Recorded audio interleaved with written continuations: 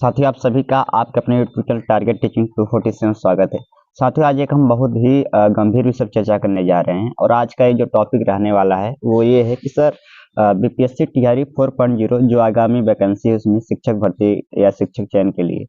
जो बिहार का सीआरटी होता है, यानी जो बिहार में जो पुस्तकें होती हैं जो स्टेट राज्य का, तो बिहार का जो एससीईआरटी पाठ्यक्रम होता है, यानी जो एससीईआरटी बुक्स होती हैं, चाहे वो विभिन्न वर्गों के लिए विभिन्न विभिन्न विषयों को तैयारी के संदर्भ में मैं बात करूं तो वो कितना अहम है, कितना इम्पोर्टेंट है। तो साथियों,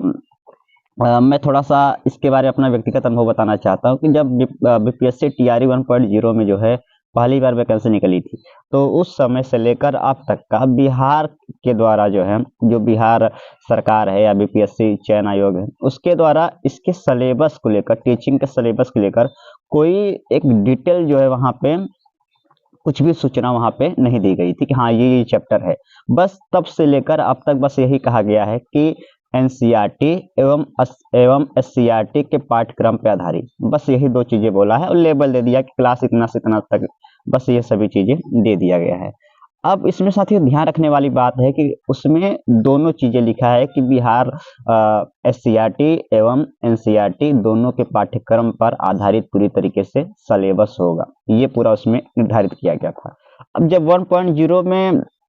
इसका जो है सूचना आया था पहली बार, जब बीपीएससी आयोग ने जो है एग्जाम कराना चाहा, तो उसमें यही देखा गया कि एससीईआरटी एनसीईआरटी जब दोनों का उसमें उल्लेख था, तो जितने बुक्स थे, जैसे कि मैं बात करूं किरम पब्लिकेशन या फिर अन्य जो बुक्स थे, उन सभी ने जो है जो भी उनकी एक अभ्यास पुस्तिका थी, जो भी प्रैक्टिस सेट की बुक थी, अलग अलग सब्जेक्ट के लिए, अलग अलग वर्गों के लिए, उसमें उन्होंने एससीईआरटी, इसमें बात उदाहरण दो हिंदी के लिए, तो वहाँ पे हिंदी की जितने भी चैप्टर हैं 6 to 12 तक जो हिंदी के चैप्टर होते हैं वहाँ के एससीईआरटी बुक में, जो कविता कहानियों के सारे के बारे में डिटेल, उनके पात्रों के बारे में, उनके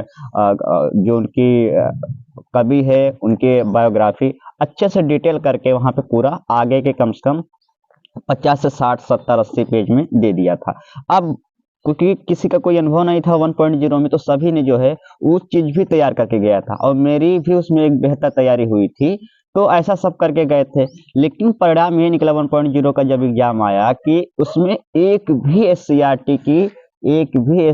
की कोई भी, ना किसी लेखक के बारे में, ना किसी उनके कविता कहानी के जो पाठ के पात्रों के बारे में, ना किसी उपन्यास के बारे में जो उनके सीआरटी बुक में थी, कुछ भी नहीं एक प्रश्न दिया गया था। ऐसे ही 2.0 की जब वैकेंसी निकली तो उसमें भी एक थोड़ा संशय बना हुआ था, क्या पता इस बार पूछ ले, तो उसमें भी सब बच्चे तैयार कर गए थे और उसमें भी नहीं पूछा गया। 3.0 में भी सेम टू सेम यही हुआ कि एससीईआरटी जो उनका होता है उनसे कोई भी एक भी प्रश्न नहीं पूछा गया है। अब मैं तो कहता हूं कि आप सुनी सुनाई बातों पर विश्वास मत करिए। आप टेलीग्राम, ये जो आप हमारा कमेंट बॉक्स है इस वीडियो के उसमें जाइए, टेलीग्राम ग्रुप का हमने लिंक दे रखा है, वहां पे जाइए, उसके फाइल सेक्शन में जाइए, मैंने सारा 1.0 2.0 3.0 के पीआरटी टीजीटी पीजीटी मैंने सारा पीवाईक्यू पेपर, ओरिजिनल पीडीएफ जो पेपर होता है जो आया है एग्जाम में, मैंने सारा हर सब्जेक्ट हर वर्ग का डाल रखा है। आप वहां पे जाइए, अपने वर्ग का वहां पे चयन करिए और देखिए क्या आपके वर्ग में क्या कोई एससीईआरटी से कोई प्रश्न आया था, क्या नहीं आया था या नहीं आया था। मैंने खुद एनालिसिस किया, पूरा खंगाला है, एक भी प्रश्न नहीं आता है।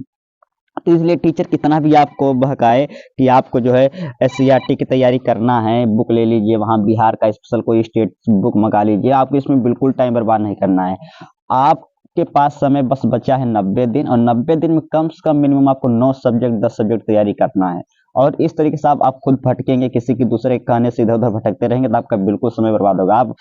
खुद से दूसरे का मत सुना करिए, खुद पीवाई के पेपर मैंने डाल रखा है, वहां पे जाइएगा, जो कोई दूसरा कुछ बोले आप खुद देखिए क्या प्रश्न उससे आया है, जो चीजें बोल रहा आप एक से नहीं 2-3 प्रश्न वहां पे खंगाल लीजिए, कोई अन्य विषय का खंगाल लीजिए, अन्य वर्गों का खंगाल लीजिए, तो आप खुद वहां पे देख लीजिए, अगर वहां पे आया हो तो जो इंसान कर रहा हो सही होगा, और जो नहीं आया है तो नहीं सही होगा। अब आप बोलेंगे कि सर अगर इस बार आ गया तो देखिए, हमारे पास समय कम है और हम उन्हीं चीजों की तैयारी करें जिनकी संभावना अधिक है। ठीक, अभी तक जब नहीं आया है तो जाहिर सी बात है संभावना इसकी बहुत कम है। अब ऐसे तो आप कोई भी कुछ भी तैयार कर देंगे, एनसीईआरटी तैयार करेंगे, सीआरटी तैयार करेंगे, फिर कोई कहेगा सीबीएसई बोर्ड तैयार कर लीजिए, कोई कहेगा आईसीएसई बोर्ड तैयारी, तो संभावना तो इसका भी नहीं है। तो संभावना वही हमको अपना समय देना है, खुद पे प्रयोग नहीं करना है बार बार, खुद पे प्रयोग करने से बार बार चीजें क्या होती है, आपका समय बर्बाद होगा और आप वो जो जरूरी चीजें है उसको आप जो रिवीजन में समय देना चाहिए, आप वो समय खा जाएंगे और उसका कहीं दूसरे जगह व्यर्थ चीजों में अपना समय देंगे। तो इस चीज का बिल्कुल आप